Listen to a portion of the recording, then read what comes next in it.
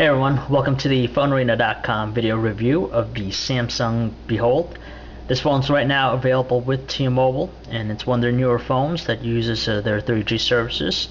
In addition to that, it also packs a 5-megapixel camera, a 3-inch display with 262 colors, and of course, as you can see here, it uses Samsung's new TouchWiz interface, which we've recently seen on the Samsung Omnia, and also the Eternity for AT&T here.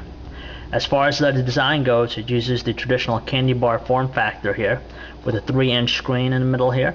There are 3 hardware buttons on the front of the screen here. There's the send and the end key, with the back and clear key in the middle. There's only one singular speaker on the front, and that's used for everything from listening to conversations to speakerphone, and even your audio playback, audio output for your video and also music playback here. On the top left side of the screen here, you'll find the light sensor, which measures the amount of ambient light coming in, so it automatically will dim the display to actually reduce battery time here. On the left side of the phone, you'll find the volume rocker. You'll also find Samsung's proprietary USB charging port here. On the other side, you'll find the dedicated camera button to quickly launch your photo application, and also your lock and unlock button here to quickly turn off or turn on the display. And there's a spot right here on the side of the phone here to put a lanyard, so you could tether it to yourself or your pocket or something else. The bottom, you'll find only the microphone, and on the back, you'll find the 5-megapixel camera, which is an autofocusing camera, as I said before, and also has a flash and also self-portrait mirror here. The material used for the device is a glossy plastic, hard plastic. The front does get a lot of fingerprints here, and on the back, it uses a back metal plating, almost like stainless steel, pretty durable here.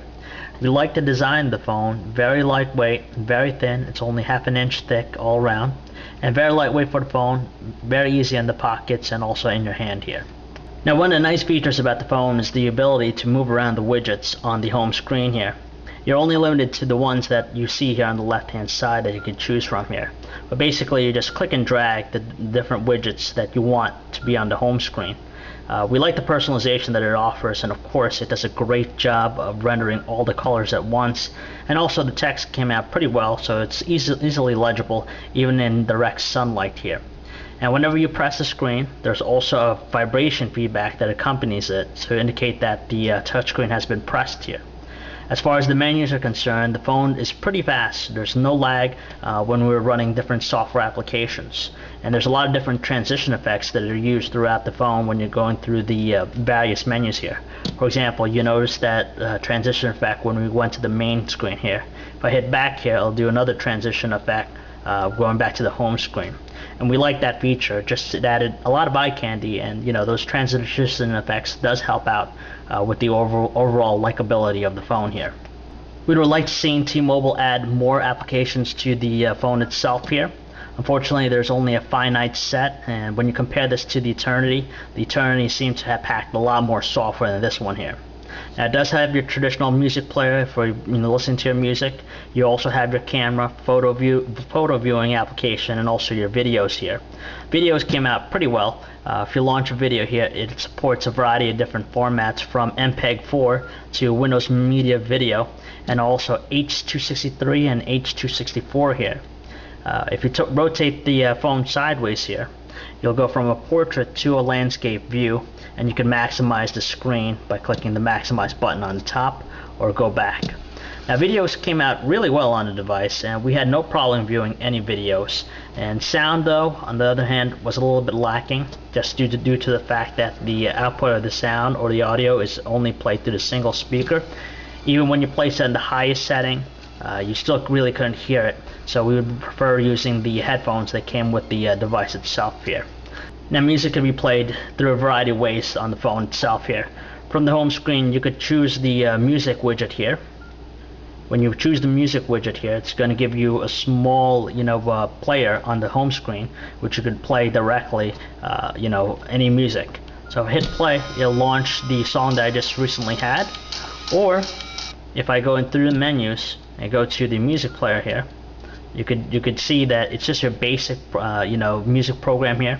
You have the ability to shuffle, repeat, or change the view. You could shuffle it. You could play by artist, album, or play all the tracks if you wanted to here.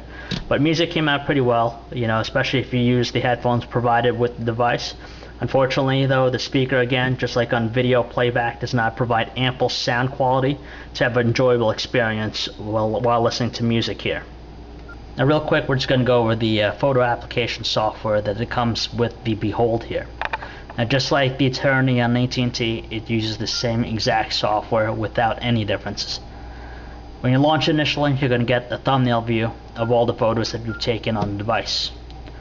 When you click the top left button on here, you'll be able to view it in a listing view with the name of the actual photo. When you click the picture here, you're going to be able to see it in portrait view. After a while, the top and bottom bars disappear and gives you just a full screen menu, full screen of the photos you're taking. And of course, when you tilt the phone towards the left, counterclockwise, you're going to be able to view it in landscape mode. Now, just like other touchscreen devices, if you flick the photo from left to right, you'll be able to actually move through the sets of photos that's on there. And just like the Eternity, if you slightly tilt the phone to the counterclockwise at a slight angle, you'll be able to actually rotate through the photos. It'll fast forward. You could stop it by balancing the photo again upright here. And then if you tilt it the other way, you'll be able to actually go through the photos again, just the opposite direction here. I find the feature to be pretty good, and the photos came out pretty well. When viewing photos on the device, we had no problems viewing it with the colors matching up perfectly here. Although the device is 3G enabled here, we did find long load times when you initially load up a web page like our website here at phonearena.com. And the thing that we disliked about the web browser is that the phone automatically optimizes the screen to be in a portrait view, and they pretty much shrink all the text and pictures so that you have to just vertically, scroll up and down rather than left to right. Unfortunately, you can't change that option on the device, and there's nowhere that you could do that here. We just wish that the phone allowed you to choose from a full web page view or the screen optimized view here. You can maximize the screen by clicking the button on the bottom right side. It'll just expand the entire screen for the website here. Scrolling is not a problem. It does a good job of rendering everything as you're quickly scrolling. Unfortunately, it's not as quick as we've seen like on the iPhone, where you just flick one and automatically scrolls through the screen. You have to manually just keep on going up or down. We just wish that the feature could be changed for this device here. But as far as a basic web browser, it does a good job of rendering the photos. It does a good job of also displaying text, and we didn't find any issues with it here. Now, the last thing we're going to show you with the Behold is the email application here. Now, the email application, unfortunately, is not quite as adept when compared to other smartphones here. You're only going to get a listing of a few email providers that you could use on the device itself. For example, you'll be able to use your Yahoo Mail, if you have Earthlink, Gmail, or even Juno. Unfortunately, if your email provider is not on the list here, you can't use it. You can't manually put it in a POP3 or IMAP server. So we were disappointed with the options with email with the device. And unfortunately, it also does not support push email capabilities. Overall, we were pleased with the performance of the Behold. It packs a lot of features with the device itself, from the multimedia options with video playback, music capabilities, 3G support, and also the 5 megapixel camera that's included with the device. We're happy that Samsung retained a lot of the aspects found on the European devices.